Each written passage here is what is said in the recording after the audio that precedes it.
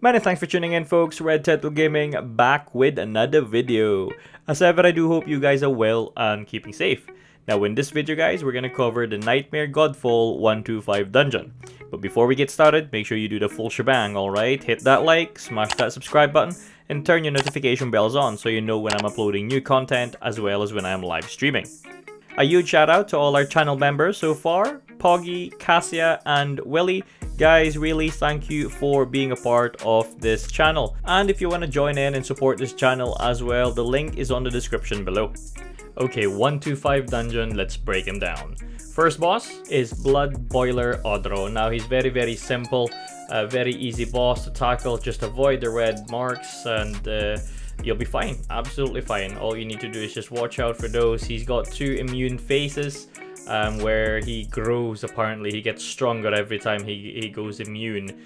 So yeah, just watch out for that AoE and yeah, just keep dealing as much damage as you can and kill him, and that's it. Pretty much sorted. Now after you get past all those meteors, then you come on to the second boss, Phantom Heinz.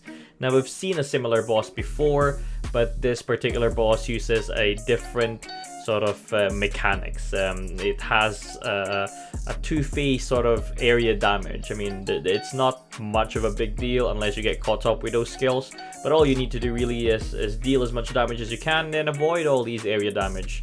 So you're trying to avoid the first and second box. So by the time you get to the third box, you then move back to the first, with the location of the first box, because then it will deal, the second phase deals more damage than the first one. So basically the red area deals less than the white area, okay? And that's how you pretty much look at it. See how much damage that dealt? It is quite painful. But then after those 2 phases, that's it. All you need to do is just sort of nuke him and you're done. Alright, and that's it for the second boss. Now the secret box is just right after the second boss. All you need to do is go down on that gap over there, take that box, go back up, and then move on to the third boss. Now again, this third boss, there's not really much to look out for. All you need to do is deal as much damage as you can, and then it will teleport you to a crystal area. Just destroy that, and then go across the bridge, go back to the boss, and finish him off. It's as easy as that. Alright, now before you get to the 4th boss or to the last boss, you need to recuperate first. Alright, the last boss is the hardest in this dungeon. I tried to do it without death, but it's just physically impossible. As a fighter, that is. Now take this box and then it will summon you to the last area of the map, or the last boss. Okay, so the last boss, which is Octavia, she is a brutal of a boss. Basically, she's got about 3 immune phases. So the first one, she will cast a skill to a player, and all you need to do is gather around that player to share the damage, okay? And after that, you deal damage as much as you can, and then the second phase, where she'll go immune again, you basically need to try and take these markings or orbs. If you're doing it solo, basically you will take a lot of damage whatever you do. Alright, if you want to complete this without death, you'll have to do it with an assassin.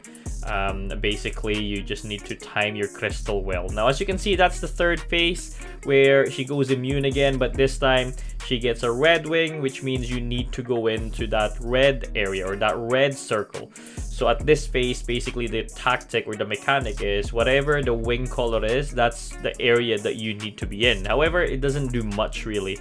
It doesn't really reduce the damage that you take.